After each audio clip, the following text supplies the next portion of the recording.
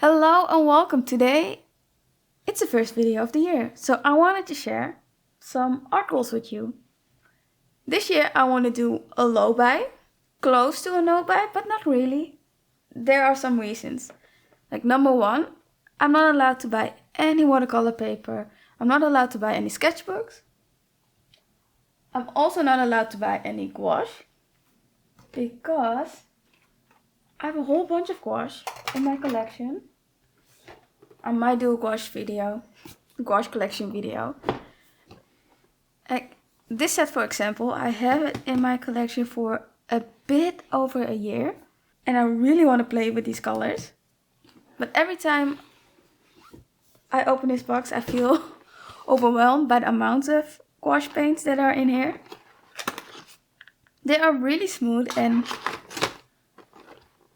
from the limited time that I've used, I actually liked how they worked. So I want to use them way more often. I tend to stick to my Holbein and Daniel Smith and sometimes the Maternal gouache before I reach for this gouache. Same goes for Himi. I don't tend to reach for the Himi gouache. But yeah, like look at the amount of colors. I'm not sure if this is still sold. I don't think it's sold on the European Amazon, but I thought it was sold on the American Amazon. I'm pretty sure.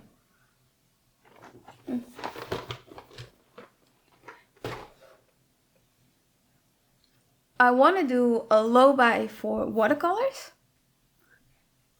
And I say a low buy because I have a weakness. Actually, it might be two weaknesses. But the first one is, Schmincke limited edition palettes. I really love sort of collecting them. If I like them, I buy them. I didn't buy last year's Academy palette because I didn't like how it looked. It had like giant owl eyes. I think they were all owl eyes, like the Schmincke owl on the tin, and I don't like things looking at me. I know there is a small owl on it, but it doesn't look, okay, it does look at me, but I don't feel it. I think the larger eyes would, no, it's not my style. I like these abstract looking tins. I skipped a few that I still sort of regret, but not too much. But I just generally like collecting them. And this one is another one, but it's a standard bijou type style palette. So you can also buy an empty version of this palette. But like I said, I like collecting interesting limited edition palettes from Schmincke. And my second weakness is, you might be able to guess it, Romy Schmal watercolors.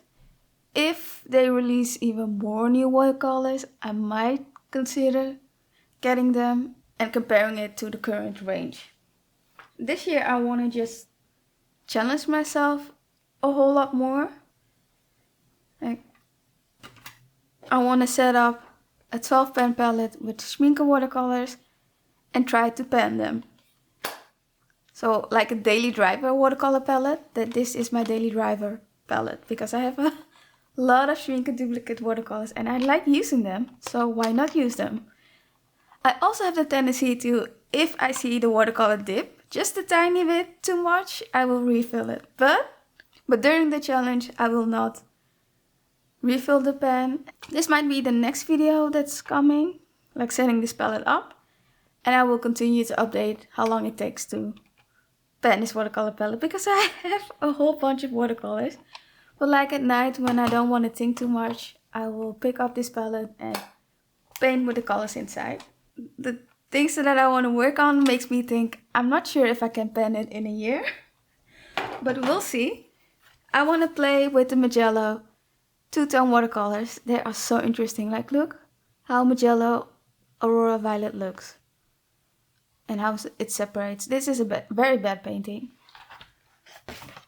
But that's not the point. This one is also very horrible. So I need to practice. As you can see, the Magello Moss Green also separates in such a beautiful way. And the way it granulates. So I want to do more, not really abstract, but sort of abstract landscapes with just one color. Another granulating set that I want to play with, I will link this video down below, is the Holbein granulating watercolors. They released it last year. I don't think they are in stock everywhere. Some of these colors are so easy to recreate. Like the cherry blossom pink is literally a combination of shell pink and Paris pink. And there might be like more of these types of colors that are easily recreatable with just the colors of Holbein with Paris pink, or I think it was PY159. Yes, PY159. Yes, PY159. There's one issue I came across, and that's PWAL green. And that's made with PY159, PR232, PG7, and PB15. And I have no idea what PR232 is. No idea. It's not Paris pink, because that's PR233. So I've tried looking this color up online, but I couldn't find it.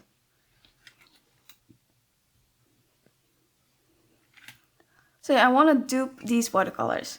That's a goal, and make a painting with each of these colors. It's still on my list of to-dos, like a whole bunch of things. I saw that Schmincke has released, I think it was 5 new watercolors. And I thought those are pretty easy colors to recreate, so I might do that as well.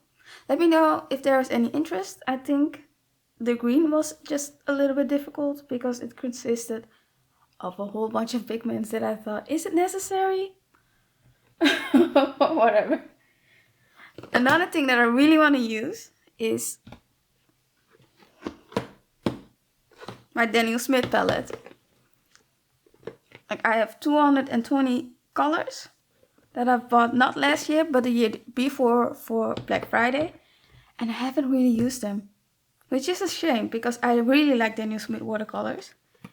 And the reason is because I don't tend to use watercolors in this manner. I want to have the colors that I use in one palette, or able to pick out the colors that I want to use. And with this palette setup, it's not possible. It's really glued in. I tried to take the colors out, but the colors kept popping out. Like, this white is loose. This one is also popped off. And these two as well. And there are even more colors. So I don't know what to do and how to get, because it's very, very stuck. It's very secure. But my thought was, so what I wanted to do is like put a magnet at the bottom and put the name on it and move the colors around in a way that I want to use them. Because I was playing with them and I thought the Hematite Genuine and the Bloodstone Genuine are such pretty colors. And I don't have a real pull to use them because they are so spread across 4 palettes. So if you have any good ideas to how to weaken the glue, leave them down below and I might do a separate video on this. Yeah. So in essence, my goal is to challenge myself more and buy less. So what are your artistic goals for this year? Let me know down below. And thank you so much for watching, and I definitely hope to see you in the next video. Until then, bye YouTube!